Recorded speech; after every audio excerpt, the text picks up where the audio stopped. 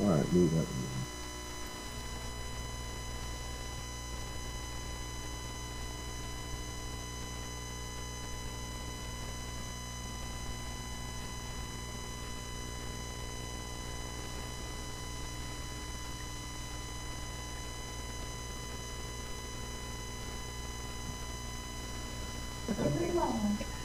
All right. Go for it. Go. You got the echo again.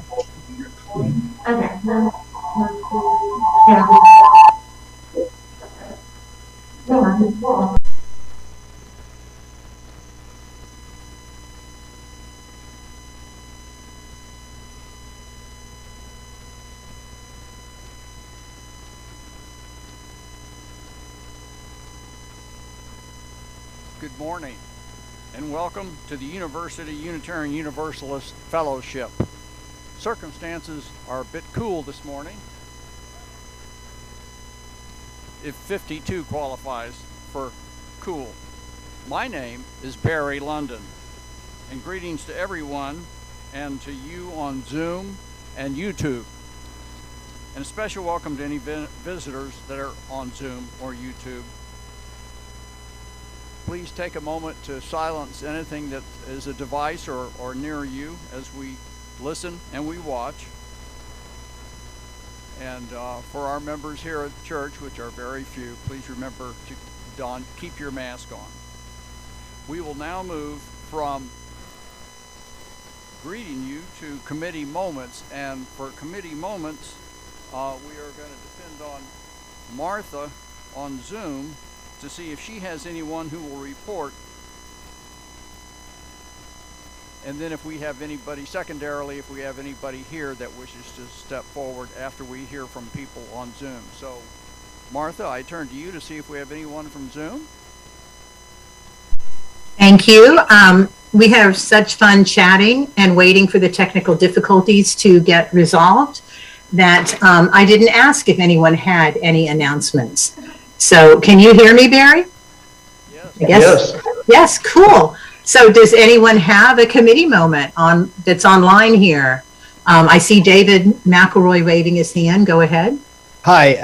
The men's group on the 31st, which is tomorrow, will meet via Zoom at 7 p.m.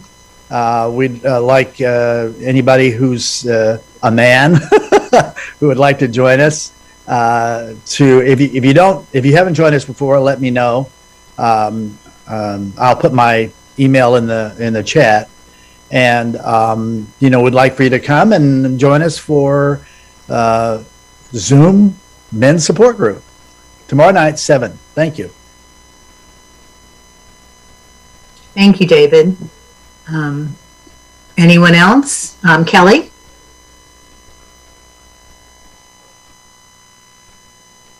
Yes, thank you, Martha. I just, on behalf of the Congregational Book Club, I just wanted to let everybody know that we are concluding the book, The Color of Law. Our last chapter and discussion will be held on Tuesday, February the 15th. It's been a great book and a great 2 years with the leadership of Chris Reed.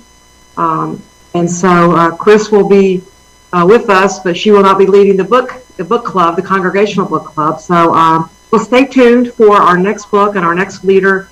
But again, if you want to join us for the last discussion, it'll be Tuesday, February the 15th. Thank you. Thank you, Kelly. I don't see anyone else with hands raised. I will let you know we have a quarterly meeting coming up soon. I believe it's February 16th.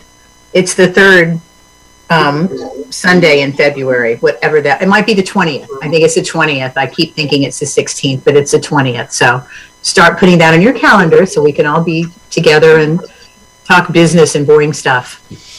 And I think that's it, Barry. Okay, and do we have any? We have a number of people here. I step aside for them. Good morning, everybody. On behalf of Religious Education, I want you all to know everything that's going on today.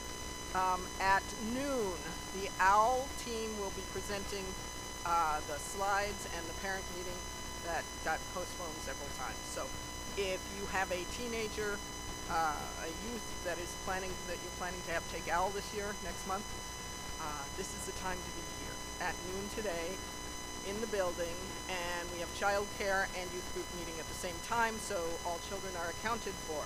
Yay! And RE's been going on, and it's great. They've been playing with carbon dioxide experiments today. Mentos and Pepsi have been exploding all over the place. That is my announcement for today.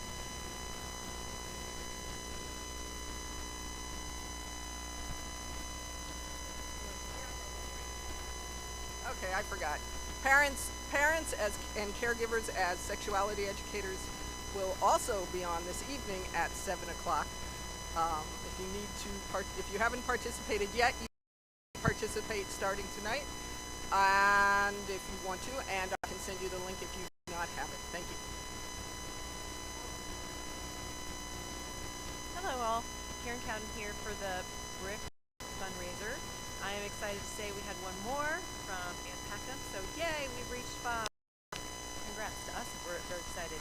If you don't know about the BRIC fundraiser, we're trying to just build our budget and our finance bank for new playground equipment, and we're doing adding to our BRIC pathways between this building and the building in the back known as Bob. And so our goal is $2,022, makes sense?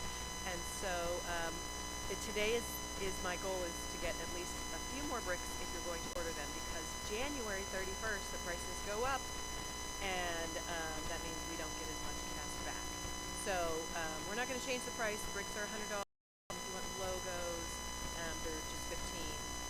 So if you get in orders today, the link is at the top of our website. It's also on the notable news if you need anything to let you know. But I'm excited. We have 5. So let's get a few more in. Thanks. All right. Good morning, everyone, and thank you for being patient through our technical difficulties. We will always find a way. That's what I love about this congregation. I have 2 announcements. One, the Harvest the Power Leadership starting next month, and there is a link to sign up in the notable news.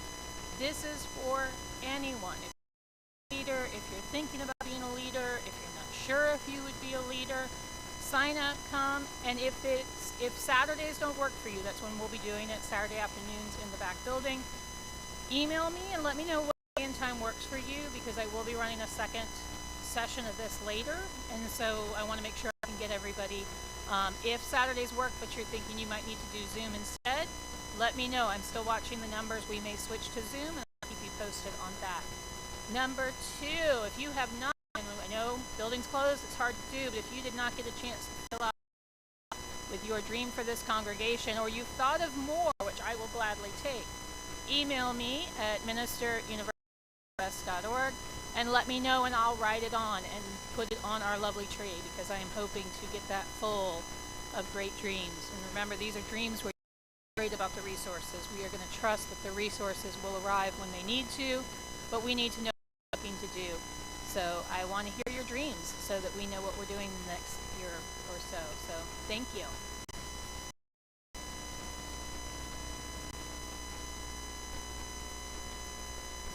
Thank you, everyone. Our talk to come later concern committees, and I wish to say something about gathering and working together, as we are all social animals. This is from Cynthia Landrum, a UU member. spirit of life and love, we gather together in different ways this morning, from computer screens, from telephones, from car radios. We gather, reaching out across the wires, waving from a safe distance to come together in religious community. From living room to front porch to car seat, we gather as we are able, ready to be of service to each other, to the world, ready to build the community of hope and love as we face this bright morning. We are apart, but we are together, offering our love, our commitment, our hope, in a service to one another and this world. It is a new way, but an old way, that we come to worship today.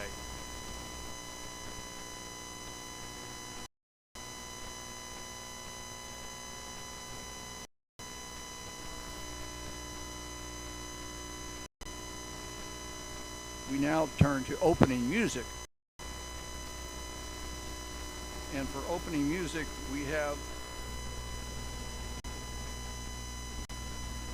a song, Whoa Ya Ya, Whoa Ya Ya,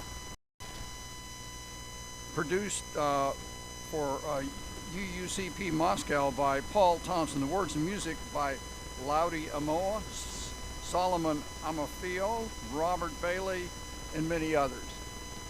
Whoa Ya Ya.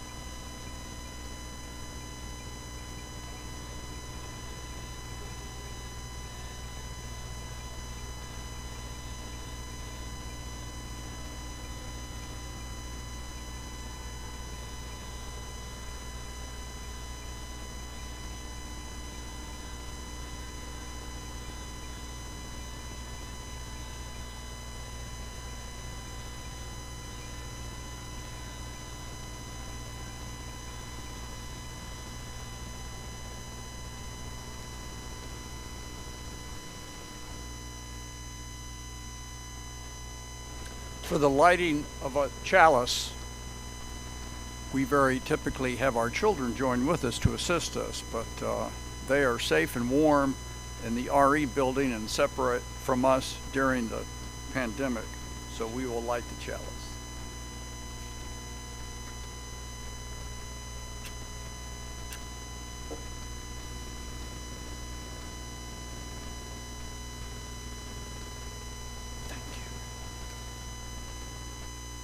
And please join with me.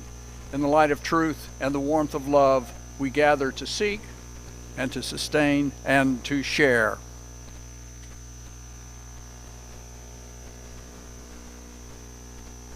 And together our further commitment is our affirmation, and join with me also, please.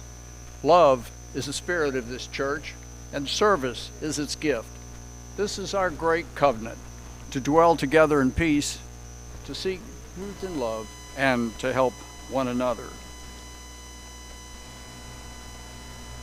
So here is our moment to say hello to everyone again and to greet everyone. And particularly if we have any guests on Zoom, we wish to welcome you. We have many different kinds of services here. Very typically, we have lay-led services, and then we now have the benefit of having our minister with us, and so we can have services with our minister, which is what we will be having today. So we invite you to capture as many of our services as you can, both lay-led and by our minister. And now for joys and concerns. To facilitate joys and concerns, we're going to hear from our Zoom audience first, and we invite any members of our Zoom to address their joys and concerns.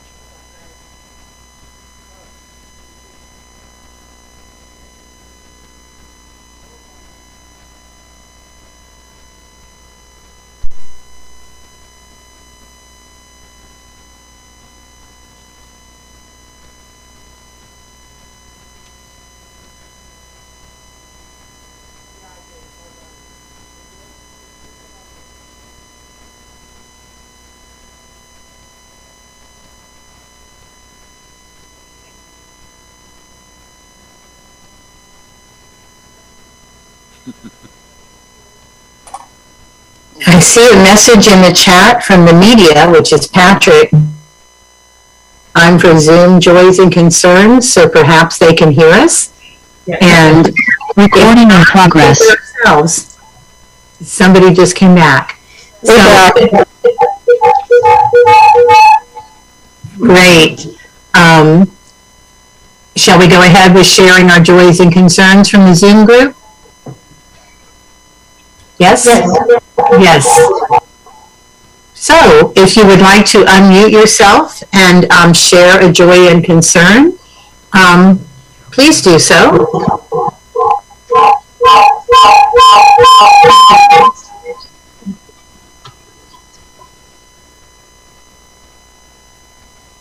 So it looks like maybe we have none online this morning. Maybe we're all just... I have one this morning. Go ahead. It's Kathy McKeebridge. Hey. And hi. Announcement for Leonard is that he now has COVID. He got it this last Thursday. So all the prayers and best wishes out there for him. And that's all.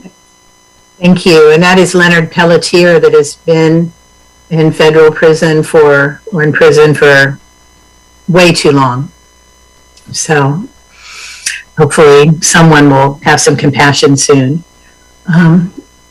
Is there anything else from the online group? We're just all blessed that we have warmth and shelter today, and that we're not out on the streets. And,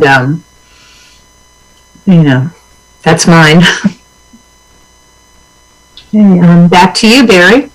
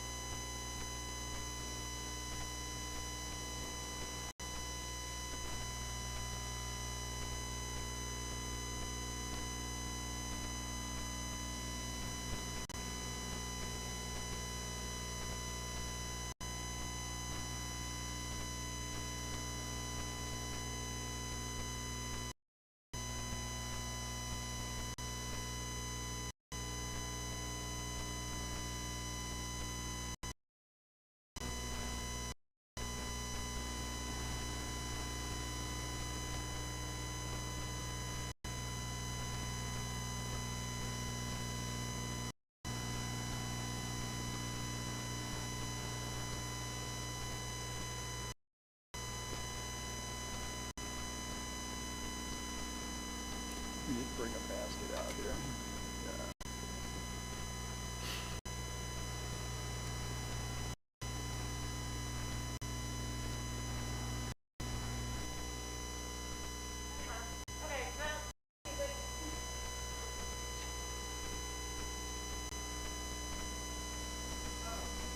So, give generously, please. One more moment.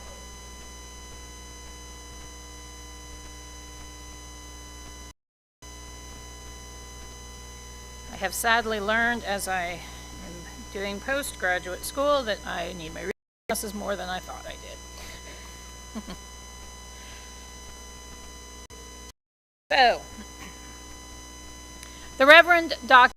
Mendelsohn once said, "Here in this sanctuary of ancient dreams and wisdom and beauty, we come to grow, to be healed, to stretch mind and heart, to be challenged, renewed, to be helped in our own continuing struggles for meaning and for love, to help build a world with more justice and mercy in it, to be counted among the hopers and the doers.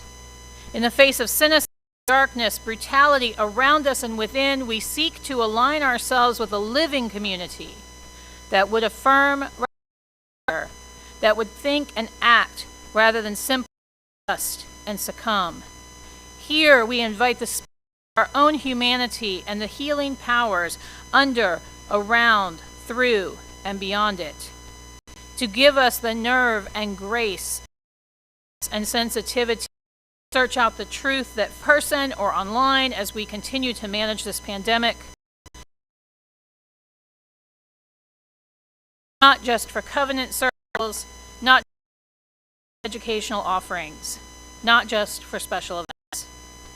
No, we smaller gatherings, an hour here, 2 hours there, countless emails and phone calls in between. All that you see around you in this space happens.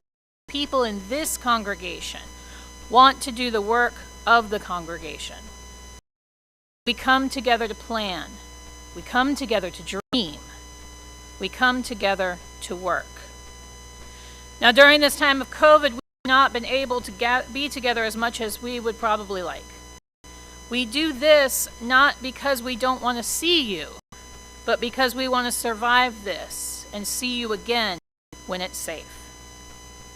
I heard from many of our committee time here that huge monkey wrenches in everything we did. Maya Angelou said, when you do nothing, you feel overwhelmed and powerless. But when you get involved, you feel the sense of hope and accomplishment that comes from knowing you are working to make things better. While it can sometimes seem to the casual observer that everything just magically happens here in our congregation, this is not the case. Let us take, for example, the more obvious things you see on Sunday morning. And today is a great example of that. Our tech team found that something was wrong, and we switched up as quickly as we could to bring you worship. Before we close down again, and if you were one of the lucky few to be in the freezing room today, you could smell the coffee brewing for before and after service. While it may seem like it, this is not magic. It takes volunteers willing to come early on a Sunday morning to set up the coffee and the good. Even now, when the number of us physically in the building is much smaller, there is coffee. Those same volunteers stay late after service, and coffee hour are long gone, and clean up. And while it seems so simple, it's also very powerful. It's a form of ministry. It's hospitality. It's a way we greet one another in a time that is old as time itself. Breaking bread together or individually packaged cookies and snacks and sharing a good word or a smile. Hospitality is a ministry that requires many people to fill it. I contend that hospitality is a vital ministry of this congregation. Why? Because for our visitors, this is the time when they are most welcomed and encouraged to get to know us.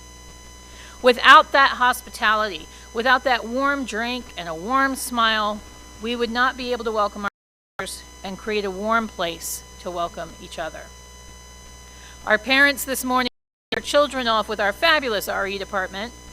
Judith and her staff and volunteers have worked hard to create a space that is safe, supportive, educational, and fun for our children and youth.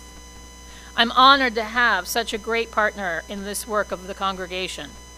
But it's not just Judith and the RE staff who do all the work. Besides the RE staff and volunteers that teach Sundays, there's a fabulous team of volunteers that help this group with ideas and support. Our program planning team works hard to create these Sunday services. In December, I met with the team and we came up with the themes for the year and planned out our whole first quarter of services, both mine and our lay and guest speakers. There was a magic that day and I personally cannot wait for the next meeting to plan the next quarter. And while it may look easy from the outside, it is a ministry of this congregation. What we do in here and in there matters. We are Unitarian Universalists, and this team is tasked with making sure that whatever happens in the service is in line with our UU values and principles. After all, if we're not doing Unitarian Universalism when we are here, then what are we here for? And now here, our sanctuary. This morning, every Sunday morning, we are in person, our greeters, the AV team, the service leaders, all of this is done by volunteers, your fellow congregation members. And while they may make it look easy, even today, I can tell you that having served on both sides of this, as a lay leader and a minister and a member of a tech team, there are a lot of moving parts that have to be taken into consideration. It takes a lot of time and a commitment. Our AV and IT teams do work that, if it's working correctly, is completely invisible to our congregation. And I've worked both AV, both in another career and in my home congregation, and I know the hard work that Patrick does, that it is similar to spinning plates and juggling at the same time, but without making any noise to distract anyone else in the room. And especially in this time of COVID when we cannot be together in person. Our Zoom watch party hosts do so many of these tasks seamlessly so that you at home can community while socially distanced. But it's not just hospitality and RE and program planning that makes this congregation function. Those are just the groups that are more visible on a Sunday morning.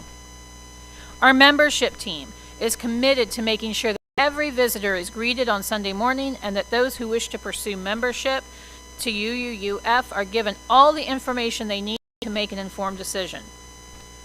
Our pastoral team, care team is amazing. I'm impressed with them. They love this congregation. They love taking care of this congregation. And I that ministry. I can even share that they have ministered in a time of need. Our social action team takes our values and puts action behind them outside of these walls. We are a justice-seeking people, and this is the team that coordinates and makes it happen.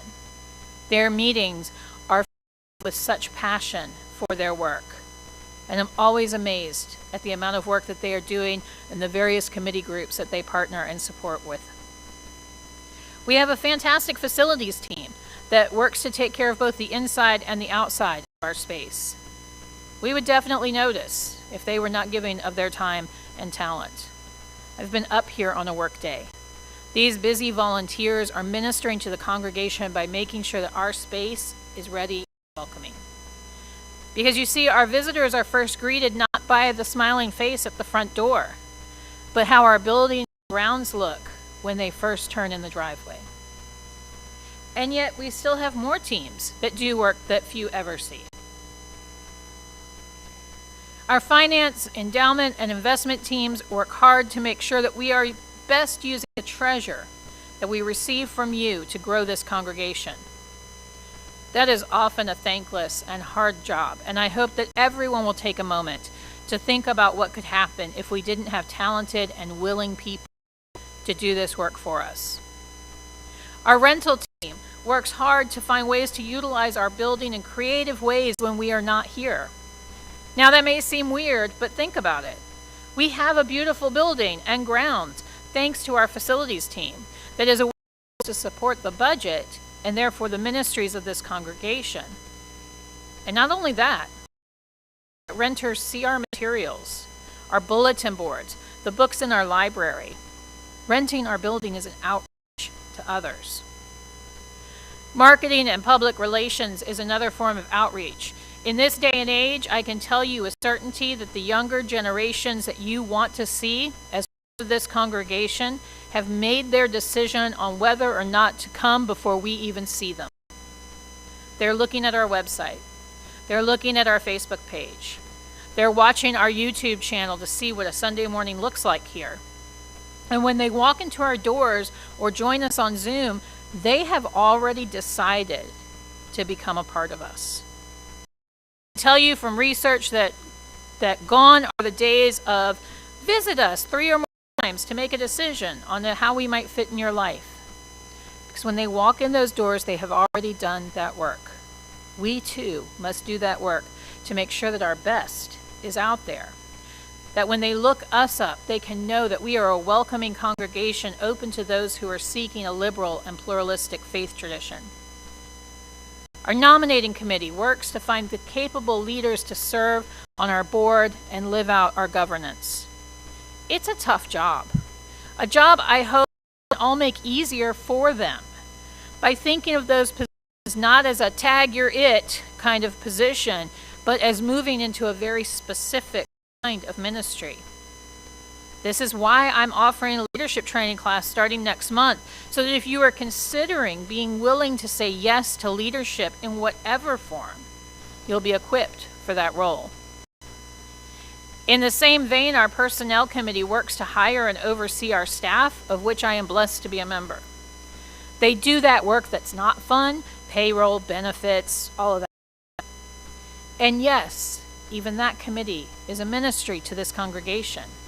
They're responsible for creating the team that gathers in the office down the hall, the office I call the Crucible of shared ministry. You see, it is in that creation of that fantastic team that has been the spark of the ministry we have here. And I'm so thankful to be a part of a congregation with a staff team of Judith and Trista to help me more than I can ever explain. The personnel team makes it to where we can do our jobs without worrying about the back end stuff. And finally, but definitely not least, our Board of Trustees. You as a congregation voted for this group of people to hold the task and the mantle of management. It's hard work, and it's often thankless work. It should be a hug your board day at least once a month. That's another way you can help serve this congregation, by supporting those who do volunteer. I'm well aware that not everyone has the time or resources to volunteer on a regular basis. Perhaps you work during the day or have other duties during the day that prevent you from attending meetings. Perhaps you have limited resources to get here on days other than Sunday morning. Perhaps there are health reasons that make it difficult to commit. I understand all of that. There is something that each person in this congregation can do, though. Thank the people that you see volunteering. Support your Board of Trustees in their work. Many of these teams have work that can be done from home, simple tasks that just need to be done. And I encourage you, even if you can't make meetings, reach out to one of these to speak to you. See what you can do to help. If you remember when I started here in September, I told you that this is a shared ministry. What does that mean? It means that the work here is all of ours to do. We are all ministers to this congregation. All committees and teams are ministries in this congregation and outside in this community. The work of University Unitarian Universalist Fellowship is all of ours to do. Rachel Remen says about service is not the same as helping. Helping is based on inequality. It's not a relationship between equals. When you help, you use strength to help someone with less strength. It's a one-up, one-down relationship, and people feel this inequality. When we may inadvertently take away more than we give, diminishing the person's sense of self and self-esteem. Serving is also different to fixing. We fix broken pipes. When I say about fixing another person, it's because I see them as broken. Fixing is a form of judgment that separates us one from another. It creates a distance. So fundamentally, helping, fixing, and serving are ways of seeing life. When you help, you see life as weak. When you fix, you see life as broken. And when you serve, you see life as whole. When we serve in this way, we understand that this person's suffering is also my suffering, that their joy is also my joy. We may help or fix many things in our lives, but when we serve, we are always in the service of wholeness. Now, before the surge of COVID caused us to close the building back down, today was going to be followed by a fantastic committee fair, a time for you to wander from table to table and meet the committee chairs and see what work best with your sensibilities and abilities. And that's not happening. What is going to happen is in a moment, I'm going to ask Patrick to back up the slides and share them with our Zoom room again. And those slides will give you the contact information for the various committee chairs. I want you to spend this week in meditation and discernment. I want you to think what committee may line up with what skills, abilities, and passion that you have. And then I want you to reach out and see what you can do to support this congregation. If nothing else, reach out to these chairs and tell them how much their committee's ministry helps you, affects you, and changes you. Too often, we forget to say when things are going well. We may be quick with a critique or a suggestion, but we often forget to also say thank you. I also recommend, because sometimes emails are a tricky thing, that you copy Ann, our vice president, on those emails so that she can make sure your requests get to where they need to go. And if you're unsure which committee or team would be the perfect fit, she's also the person to reach out to. And so Patrick, if you wish to share those slides, if you haven't been already. The Roman Stoic philosopher said, "This is no time for playing around. You have been retained as counsel for the unhappy. You have promised to bring help to the shipwrecked, the imprisoned, the sick, the needy, to those whose heads are under the poised axe. Where are you directing your attention? What are you doing? You have been retained as counsel for the unhappy." This work, being Unitarian Universalist, is work. And it can also be a joy and a ministry to one another and for one another. As I've mentioned before, one of my favorite lines from the Tapestry of Faith is, "Put your hand in mine so that together we can do the work I cannot do alone." This is the essence of shared ministry. This is the essence of who we are as Unitarian Universalists. We are called to do this work and spread love, justice, curiosity, and passion to the world. I encourage you, my friends, find ways to be a part of helping this congregation reach those dreams that you wrote down at the end of last year. Those hearts on the tree in the hallway cannot happen without your help, without your time and talent, without your love and passion for this congregation, for Unitarian Universalism, and for this community, without your courage to spread justice in the world. We need you. We need your hand in ours to do the work that we cannot do alone. Amen. Blessed be, and may it be so. And do know that the email addresses are also at the bottom of your notable news each week. And if all else fails, you can send an email to info@universityus.org, and we will get your email to the correct committee chair. So, thank you.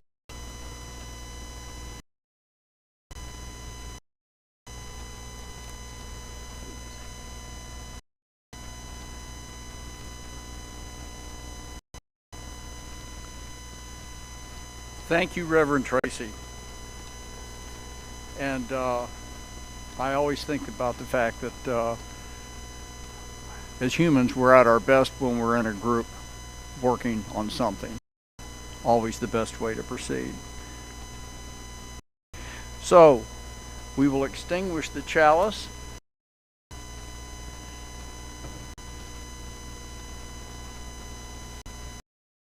And please join with me. We extinguish this flame, but not the light of truth, the warmth of community, or the fire of commitment. These we carry in our hearts until we are together again. In our closing, music will be the fire of commitment. And this is composed and performed by a UU Jason Shelton. And we have previously heard this last January, a year ago. The fire of commitment.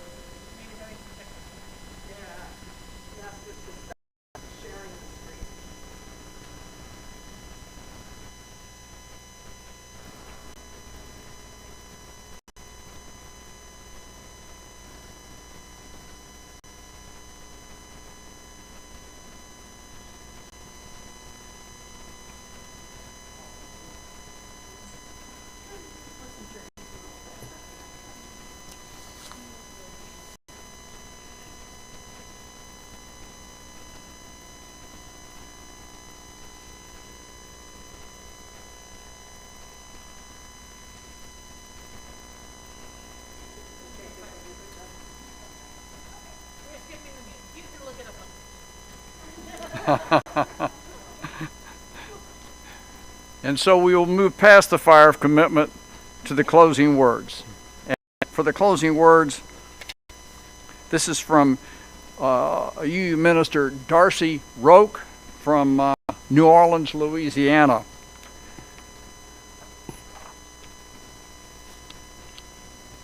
There is much hardship in this world to not find joy every day.